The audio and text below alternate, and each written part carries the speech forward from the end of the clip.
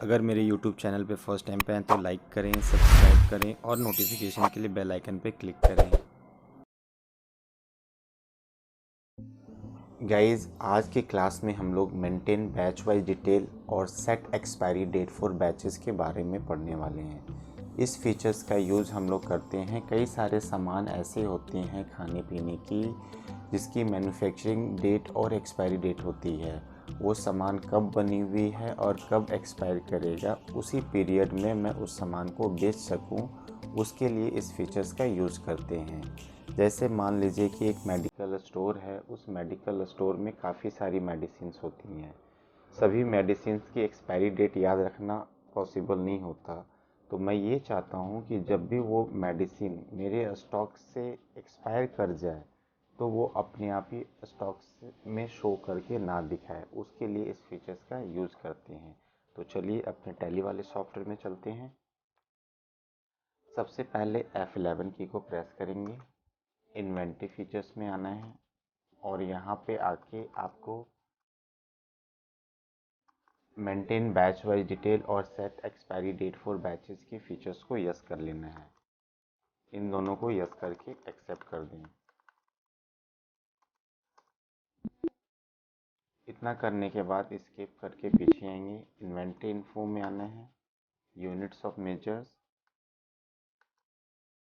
Create. यहाँ पे PCs से रिलेटेड हमारे स्टॉक्स रखे जाएंगे। स्टॉक ग्रुप में मेडिसिन से रिलेटेड हमारा ग्रुप होगा।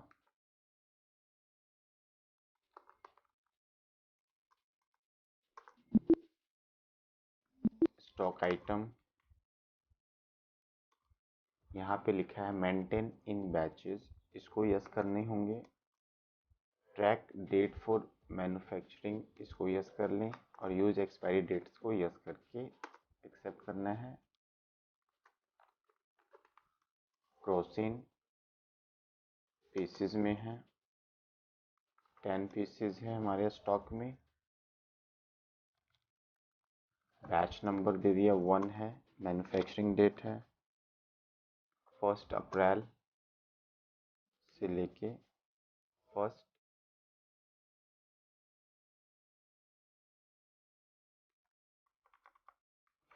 अप्रैल 2021।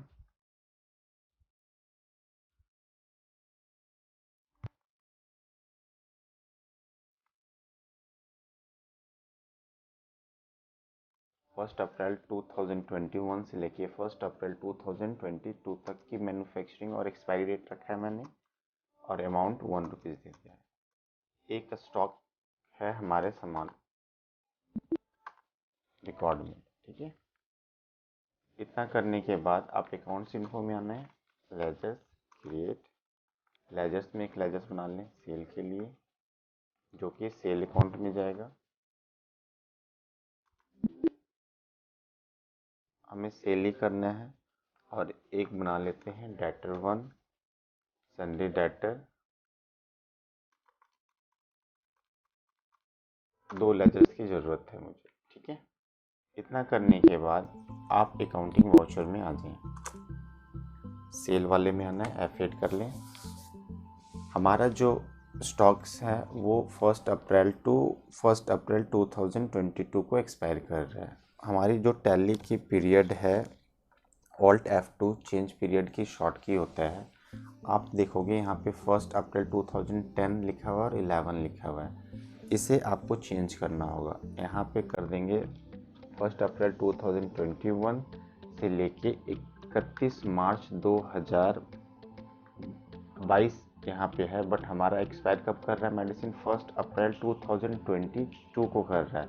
अगर मैं 31 मार्च 2022 कर दूँ तो 1 अप्रैल 2022 वाला डेट तो एक्सेप्ट नहीं करवा पाऊँगा, तो इसलिए मैंने इसकी पीरियड को एक्सटेंड कर दिया, 2023 कर दिया। ध्यान से समझें आप, मैंने मेडिसिन की डेट को एक्सटेंड नहीं किया है, हमने अपने टैली वाले सॉफ्टवेयर के पीरियड को एक्सटेंड किया है। मैं दोबारा समझाने की कोशिश कर रहा हूँ। जैसे कि अगर मान लीजिए कोई मेडिसिन आपको 2025 में बेचना है, तो आप तो बेच नहीं सकोगे ना, क्योंकि आपकी पीरियड यहाँ पे 2023 ही है। तो आप इसे एक्सटेंड कर लें, 28 कर लें, 30 कर लें, उससे फ़र्क नहीं पड़ता मेडिसिन को। जो मैन्युफैक्चरिंग डेट और एक्सपायरी डेट है आप उसी पीरियड में बेच सकें, उसके लिए इस पीरियड को एक्सटेंड करके रखते हैं। तो यहाँ पे मैंने 2023 कर दिया, इससे कोई दिक्कत नहीं है, एक्सेप्ट कर लेते हैं। अब मैं आपसे ये जानना चाहता हूँ कि अगर आप इस मेडिसिन को अप्रैल मंथ में बनाए हो, अब मई मंथ में आप सेल करना चाहते हो, तो आप सेल कर सकते हो, नहीं सेल कर सकते। तो F2 प्रेस करेंगे, यहाँ पे 1 मई 2022 को बेचना चाहते हैं, तो आप इस मेडिसिन को बेच सकते हैं या नहीं बेच सकते हैं। उसके लिए आप F2 से वाउचर डेट में डेट सेट कर लें कि 1 मई 2022। एक चीज़ का और ध्यान रखना है, इसमें डेट जो है वो सिर्फ 1 और 2 तारीख ही एक्सेप्ट कर सकते हो, बाकी की डेट एक्सेप्ट नहीं होती। बट अब जब कंपनी लेवल पे काम करने जाओगे तो वहाँ पे आपकी सारी डेट एक्सेप्ट होगी। तो यहाँ पे मैंने 1 मई 2022 लिखा है, एंटर करके लेटर 1 को मैं सेल करता हूँ, तो देखता हूँ कि मेरे स्टॉक में दवाई शो करके दिखा रहा है या नहीं दिखा रहा है। एंटर किया तो यहाँ पे आप देखोगे कि स्टॉक्स में दवाई हमें शो करके दिखा रहा है, मतलब हमारे स्टॉक में दवाई रिकॉर्ड में है, हम इसे बेच सकते हैं। इसी तरह अब मैं इस मेडिसिन को F2 प्रेस करें और 1 मई 2022 को बेचना चाहता हूँ, मतलब एक्सपायर की डेट में मैं बेचना चाहता हूँ। तो मैं ये देखना चाहता हूँ कि क्या ये मेडिसिन मेरे स्टॉक में शो करता है या नहीं करता है।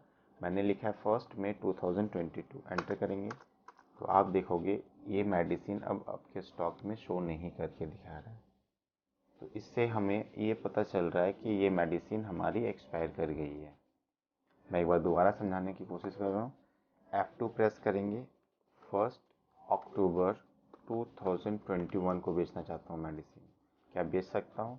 क्योंकि इस पीरियड में हमारी मेडिसिन बनी हुई है, तो इस पीरियड को शो करके दिखाएगा। आपके रिकॉर्ड में मेडिसिन दिखा रहा है, बैच नंबर 1 से ये मेडिसिन 10 पीसीज हैं।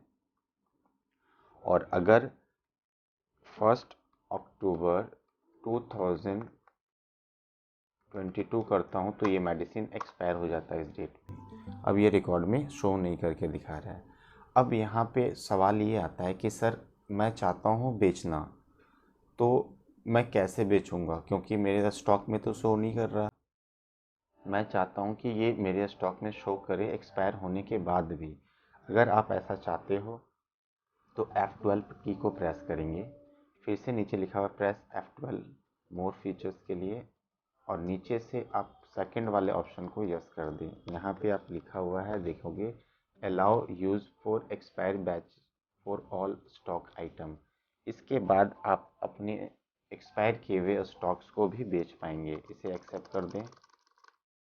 अब देखोगे 1 अक्टूबर 2022 को भी ये मेडिसिन शो करके दिखा रहा है, मतलब हमारी मेडिसिन एक्सपायर होने के बाद भी शो करके दिखा रहा है रिकॉर्ड में। बट आप कहते हो कि नहीं सर ये गलत है, ऐसे नहीं होना चाहिए। तो दोबारा F12 प्रेस करेंगे, फिर से प्रेस करेंगे और यहाँ से इस वाले फीचर्स को नो कर देंगे। तो अब देखेंगे कि वो स्टॉक्स में अब रिकॉर्ड में शो नहीं करके दिखा रहा है। बस इस फीचर्स का यही कंसेप्ट था कि कोई भी मेडिसिन एक्सपायर होने के बाद वो आपके स्टॉक्स में स्टॉक से कैसे हट जाता है, उसके लिए इस फीचर्स का यूज़ कर रहे थे। आज के क्लास के लिए इतना ही। नेक्स्ट क्लास में मैं आपको मेंटेन बैच वाइज डिटेल और set expiry date for batches से रिलेटेड इस वाले क्वेश्चंस की प्रैक्टिस करवाऊंगा। अगर मेरी वीडियो आप लोगों को अच्छी लगी हो तो प्लीज़ लाइक करें, सब्सक्राइब करें और अपने फ्रेंड्स के बीच में शेयर करें। बस आज की क्लास के लिए इतना ही। Thank you.